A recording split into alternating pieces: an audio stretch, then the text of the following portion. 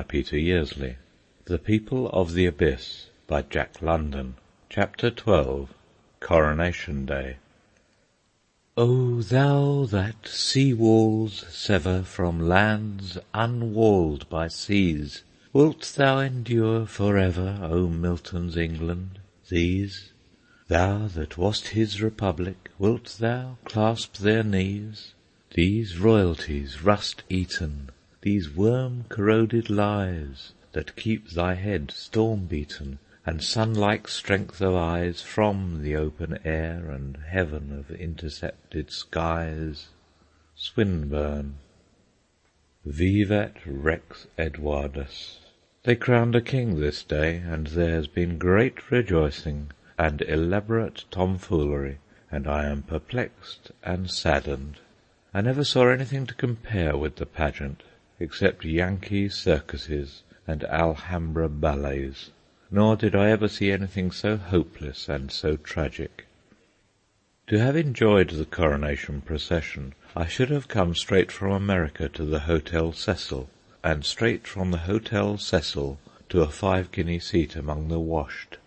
My mistake was in coming from the unwashed of the East End. There were not many who came from that quarter. The East End as a whole remained in the East End, and got drunk.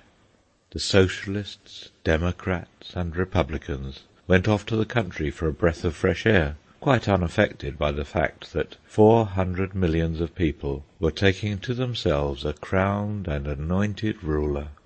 6,500 prelates, priests, statesmen, princes, and warriors beheld the crowning and anointing, and the rest of us the pageant as it passed. I saw it at Trafalgar Square, the most splendid sight in Europe, and the very innermost heart of the Empire. There were many thousands of us, all checked and held in order by a superb display of armed power. The line of march was double-walled with soldiers. The base of the Nelson column was triple-fringed with blue jackets. Eastward, at the entrance to the square, stood the Royal Marine Artillery. In the triangle of Pall Mall and Cockspur Street, the statue of George III was buttressed on either side by the Lancers and Hussars. To the west were the red coats of the Royal Marines, and from the Union Club to the embouchure of Whitehall swept the glittering, massive curve of the First Life Guards. Gigantic men mounted on gigantic chargers, steel breastplated, steel helmeted, steel caparisoned, a great war-sword of steel ready to the hand of the powers that be. And further, throughout the crowd were flung long lines of the Metropolitan Constabulary, while in the rear were the reserves, tall, well-fed men with weapons to wield and muscles to wield them in ease of need. And as it was thus at Trafalgar Square, so it was along the whole line of march. Force, overpowering force. Myriads of men, splendid men, the pick of the people, whose sole function in life is blindly to obey, and blindly to kill and destroy and stamp out life. And that they should be well fed, well clothed, and well armed, and have ships to hurl them to the ends of the earth, the East End of London, and the East End of all England, toils and rots and dies. There is a Chinese proverb that if one man lives in laziness, another will die of hunger. And Montesquieu has said, "The fact that many men are occupied in making clothes for one individual is the cause of there being many people without clothes." So one explains the other. We cannot understand the starved and runty toiler of the East End, living with his family in a one-room den, and letting out the floor space for lodgings to other starved and runty toilers, till we look at the strapping life-guardsman of the West End, and come to know that the one must feed and clothe and groom the other. Footnote: Runt, in America, is the equivalent of the English crowl, the dwarf of a litter. End footnote. And while in Westminster Abbey the people were taking unto themselves a king, I, jammed between the Life Guards and Constabulary of Trafalgar Square, was dwelling upon the time when the people of Israel first took unto themselves a king. You all know how it runs. The elders came to the prophet Samuel and said, Make us a king to judge us like all the nations. And the Lord said unto Samuel, Now therefore hearken unto their voice. Howbeit thou shalt show them the manner of the king that shall reign over them. And Samuel told all the words of the Lord unto the people that asked of him a king, and he said, This will be the manner of the king that shall reign over you. He will take your sons, and appoint them unto him for his chariots, and to be his horsemen, and they shall run before his chariots. And he will appoint them unto him for captains of thousands, and captains of 50s, and he will set some to plough his ground, and to reap his harvest, and to make his instruments of war, and the instruments of his chariots. And he will take your daughters to be confectionaries, and to be cooks, and to be bakers. And he will take your fields, and your vineyards, and your oliveyards, even the best of them, and give them to his servants. And he will take 1/10 of your seed and of your vineyards, and give to his officers and to his servants. And he will take your men servants, and your maid servants, and your goodliest young men, and your asses, and put them to his work. He will take 1/10 of your flocks, and ye shall be his servants. And ye shall call out in that day because of your king, which ye shall have chosen you, and the Lord will not answer you in that day. All of which came to pass in that ancient day. And they did cry out to Samuel, saying, Pray for thy servants unto the Lord thy God, that we die not. For we have added unto all our sins this evil, to ask us a king. And after Saul, David, and Solomon came Rehoboam, who answered the people roughly, saying, My father made your yoke heavy, but I will add to your yoke. My father chastised you with whips, but I will chastise you with scorpions.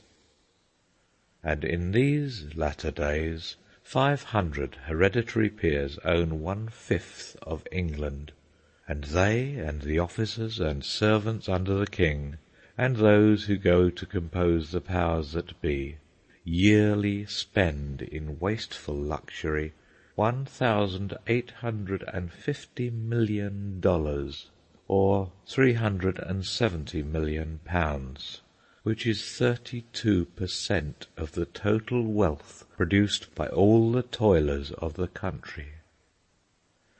At the Abbey, clad in wonderful golden raiment, amid fanfare of trumpets and throbbing of music, surrounded by a brilliant throng of masters, lords, and rulers, the king was being invested with the insignia of his sovereignty. The spurs were placed to his heels by the Lord Great Chamberlain, and a sword of state in purple scabbard was presented him by the Archbishop of Canterbury, with these words, Receive this kingly sword, brought now from the altar of God, and delivered to you by the hands of the bishops and servants of God, though unworthy. Whereupon, being girded, he gave heed to the Archbishop's exhortation, With this sword do justice, stop the growth of iniquity, protect the holy church of God, help and defend widows and orphans, restore the things that are gone to decay, maintain the things that are restored, punish and reform what is amiss, and confirm what is in good order. But hark, there is cheering down Whitehall, the crowd sways, the double walls of soldiers come to attention, and into view swing the king's watermen, in fantastic medieval garbs of red, for all the world like the van of a circus parade. Then a royal carriage filled with ladies and gentlemen of the household, with powdered footmen and coachmen most gorgeously arrayed. More carriages, lords and chamberlains, viscounts, mistresses of the robes, lackeys all. Then the warriors, a kingly escort, generals bronzed and worn from the ends of the earth, come up to London town, volunteer officers, officers of the militia and regular forces, Spens and Plumer, Broadwood and Cooper, who relieved Ukiep, Matthias of Dargai, Dixon of Vladfontein, General Gazley and Admiral Seymour of China, Kitchener of Khartoum, Lord Roberts of India and all the world, the fighting men of England, masters of destruction, engineers of death. Another race of men from those of the shops and slums, a totally different race of men.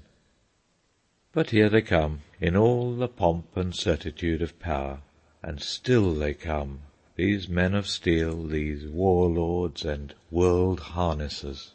Pell-mell, peers and commoners, princes and maharajas, equerries to the king and yeomen of the guard. And here the colonials, lithe and hardy men, and here all the breeds of all the world, soldiers from Canada, Australia, New Zealand, from Bermuda, Borneo, Fiji, and the Gold Coast, from Rhodesia, Cape Colony, Natal, Sierra Leone and Gambia, Nigeria and Uganda, from Ceylon, Cyprus, Hong Kong, Jamaica, and Wei, from Lagos, Malta, St. Lucia, Singapore, Trinidad, and here the conquered men of Ind, swarthy horsemen and sword-wielders, fiercely barbaric, blazing in crimson and scarlet, Sikhs, Rajputs, Burmese, province by province, and caste by caste. And now the Horse Guards, a glimpse of beautiful cream ponies and a golden panoply, a hurricane of cheers, the crashing of bands. "The King! The King! God save the King!" Everybody has gone mad. The contagion is sweeping me off my feet. I too want to shout, "The King! God save the King!" Ragged men about me, tears in their eyes, are tossing up their hats and crying ecstatically, "Bless 'em! Bless 'em! Bless 'em!" See, there he is in that wondrous golden coach, the great crown flashing on his head, the woman in white beside him, likewise crowned. And I check myself with a rush, striving to convince myself that it is all real and rational, and not some glimpse of fairyland. This I cannot succeed in doing, and it is better so. I much prefer to believe that all this pomp and vanity and show and mumbo-jumbo foolery has come from fairyland, than to believe it the performance of sane and sensible people who have mastered matter and solved the secrets of the stars. Princes and princelings, dukes and duchesses, and all manner of coroneted folk of the royal train are flashing past, more warriors and lackeys and conquered peoples, and the pageant is over. I drift with the crowd out of the square into a tangle of narrow streets, where the public houses are a-roar with drunkenness, men, women, and children mixed together in colossal debauch, and on every side is rising the favourite song of the coronation. "Oh, on Coronation Day, on Coronation Day, we'll have a spree, a jubilee, and shout, hip, hip, hooray! For we'll all be merry, drinking whiskey, wine, and sherry. We'll all be merry on Coronation Day." The rain is pouring down. Up the street come troops of the auxiliaries, black Africans and yellow Asiatics, beturbaned and befezed, and coolies swinging along with machine-guns and mountain batteries on their heads, and the bare feet of all in quick rhythm, going slish, slish, slish through the pavement mud. The public houses empty by magic, and the swarthy allegiants are cheered by their British brothers, who return at once to the carouse. "And how did you like the procession, mate?" I asked an old man on a bench in Green Park.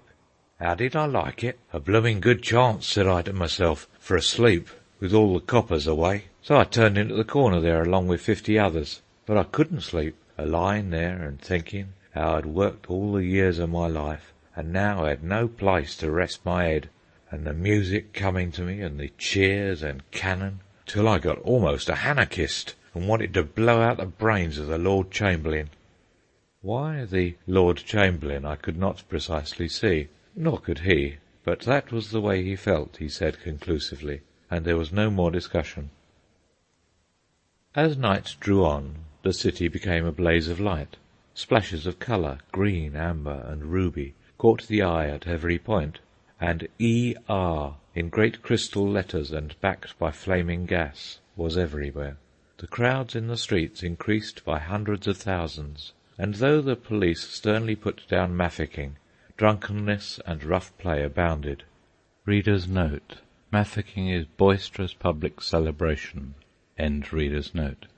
The tired workers seemed to have gone mad with the relaxation and excitement, and they surged and danced down the streets, men and women, old and young, with linked arms and in long rows, singing, "I may be crazy, but I love you," "Dolly Gray," and "The Honeysuckle and the Bee," the last rendered something like this: "You are the honeysuckle, I am the bee. I'd like to sip the honey from those red lips you see." I sat on a bench on the Thames Embankment, looking across the illuminated water. It was approaching midnight, and before me poured the better class of merrymakers, shunning the more riotous streets and returning home. On the bench beside me sat two ragged creatures, a man and a woman, nodding and dozing. The woman sat with her arms clasped across the breast, holding tightly, her body in constant play, now dropping forward till it seemed its balance would be overcome and she would fall to the pavement, now inclining to the left, sideways, till her head rested on the man's shoulder, and now to the right, stretched and strained, till the pain of it awoke her, and she sat bolt upright, whereupon the drooping forward would begin again, and go through its cycle, till she was aroused by the strain and stretch. Every little while boys and young men stopped long enough to go behind the bench, and give vent to sudden and fiendish shouts. This always jerked the man and woman abruptly from their sleep, and at sight of the startled woe upon their faces, the crowd would roar with laughter as it flooded past. This was the most striking thing, the general heartlessness exhibited on every hand. It is a commonplace, the homeless on the benches, the poor miserable folk who may be teased and are harmless. 50,000 people must have passed the bench while I sat upon it, and not one, on such a jubilee occasion as the crowning of the king, felt his heartstrings touched sufficiently to come up and say to the woman, "Here's sixpence, go and get a bed." But the women, especially the young women, made witty remarks upon the woman nodding, and invariably set their companions laughing. To use a Britishism, it was cruel. The corresponding Americanism was more appropriate. It was fierce. I confess I began to grow incensed at this happy crowd streaming by, and to extract a sort of satisfaction from the London statistics, which demonstrate that 1 in every 4 adults is destined to die on public charity, either in the workhouse, the infirmary, or the asylum. I talked with the man. He was 54, and a broken-down docker. He could only find odd work when there was a large demand for labour, for the younger and stronger men were preferred when times were slack. He had spent a week now on the benches of the Embankment, but things looked brighter for next week, and he might possibly get in a few days' work and have a bed in some doss-house. He had lived all his life in London, save for 5 years, when in 1878 he saw foreign service in India. Of course he would eat. So would the girl. Days like this were uncommon hard on such as they. Though the coppers were so busy, poor folk could get in more sleep. I awoke the girl, or woman rather, for she was 28, sir, and we started for a coffee-house. "What a lot o' work putting up the lights," said the man at sight of some building superbly illuminated. This was the keynote of his being. All his life he had worked, and the whole objective universe, as well as his own soul, he could express in terms only of work. "Coronations is some good," he went on. "They give work to men." "But your belly is empty," I said. "Yes," he answered. "I tried, but there wasn't any chance. My age is against me." What do you work at? Seafaring chap, eh? I knew it from your clothes." "I know what you are," said the girl. "An Italian." "No, he ain't," the man cried heatedly. "He's a Yank, that's what he is. I know." "Lord lumme, look at that!" she exclaimed as we debouched upon the strand, choked with the roaring, reeling Coronation crowd, the men bellowing and the girls singing in high throaty notes. "Oh, on Coronation Day, on Coronation Day, we'll have a spree, a jubilee, and shout, 'Hip, hip, hooray!' For we'll all be merry, drinking whiskey, wine, and sherry. We'll all be merry on Coronation Day." "How dirty I am, being around the way I have," the woman said as she sat down in a coffee-house, wiping the sleep and grime from the corners of her eyes. "And the sights I've seen this day, and I enjoyed it, though it was lonesome by myself. And the duchesses and the ladies had such grand white dresses. They was just beautiful, beautiful." "I'm Irish," she said in answer to a question. "My name's Eyethorne." "What?" I asked. "Eyethorne, sir, Eyethorne." "Spell it." Haythorne, Eyethorne. "Oh," I said, "Irish Cockney." "Yes, sir, London born." She had lived happily at home till her father died, killed in an accident, when she had found herself on the world. One brother was in the army, and the other brother, engaged in keeping a wife and 8 children on 20 shillings a week and unsteady employment, could do nothing for her. She had been out of London once in her life, to a place in Essex, 12 miles away, where she had picked fruit for 3 weeks. "And I was as brown as a berry when I come back. You won't believe it, but I was." The last place in which she had worked was a coffee-house, hours from 7 in the morning till 11 at night, and for which she had received 5 shillings a week and her food. Then she had fallen sick, and since emerging from the hospital had been unable to find anything to do. She wasn't feeling up to much, and the last 2 nights had been spent in the street. Between them they stowed away a prodigious amount of food, this man and woman, and it was not till I had duplicated and triplicated their original orders that they showed signs of easing down. Once she reached across and felt the texture of my coat and shirt, and remarked upon the good clothes the Yanks wore. My rags, good clothes. It put me to the blush, but on inspecting them more closely, and on examining the clothes worn by the man and woman, I began to feel quite well dressed and respectable. "What do you expect to do in the end?" I asked them. "You know you're growing older every day." "Workhouse," said he. "Gawblimey if I do," said she. "There's no hope for me, I know, but I'll die on the streets. No workhouse for me, thank you. No, indeed." She sniffed in the silence that fell. "After you have been out all night in the street," I asked, "what do you do in the morning for something to eat?" "Try to get a penny if you haven't got one saved over," the man explained. "Then go to a coffee-house and get a mug of tea." "But I don't see how that is to feed you," I objected. The pair smiled knowingly. "You drink your tea in little sips," he went on, "making it last its longest, and you look sharp, and there's some as leaves a bit behind 'em."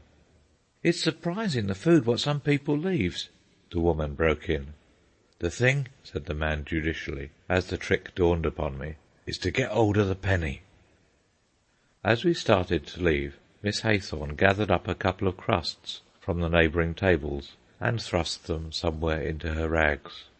"Can't waste 'em, you know," said she, to which the docker nodded, tucking away a couple of crusts himself. At 3 in the morning I strolled up the embankment. It was a gala night for the homeless, for the police were elsewhere, and each bench was jammed with sleeping occupants. There were as many women as men, and the great majority of them, male and female, were old. Occasionally a boy was to be seen. On one bench I noticed a family, a man sitting upright with a sleeping babe in his arms, his wife asleep, her head on his shoulder, and in her lap the head of a sleeping youngster. The man's eyes were wide open. He was staring out over the water and thinking. which is not a good thing for a shelterless man with a family to do. It would not be a pleasant thing to speculate upon his thoughts. But this I know, and all London knows, that the cases of out-of-works killing their wives and babies is not an uncommon happening. One cannot walk along the Thames Embankment in the small hours of morning, from the Houses of Parliament past Cleopatra's Needle to Waterloo Bridge, without being reminded of the sufferings 27 centuries old, recited by the author of Job. There are that remove the landmarks, they violently take away flocks and feed them. They drive away the ass of the fatherless. They take the widow's ox for a pledge. They turn the needy out of the way. The poor of the earth hide themselves together. Behold, as wild asses in the desert, they go forth to their work, seeking diligently for meat. The wilderness yieldeth them food for their children. They cut their provender in the field, and they glean the vintage of the wicked. They lie all night, naked without clothing, and have no covering in the cold. They are wet with the showers of the mountains, and embrace the rock for want of a shelter. There are that pluck the fatherless from the breast, and take a pledge of the poor. So that they go about naked without clothing, and being an hungered, they carry the sheaves. Job 24, verses 2-10. 27 centuries are gone, and it is all as true and apposite today in the innermost centre of this Christian civilization, whereof Edward the 7th is king. End of chapter 12.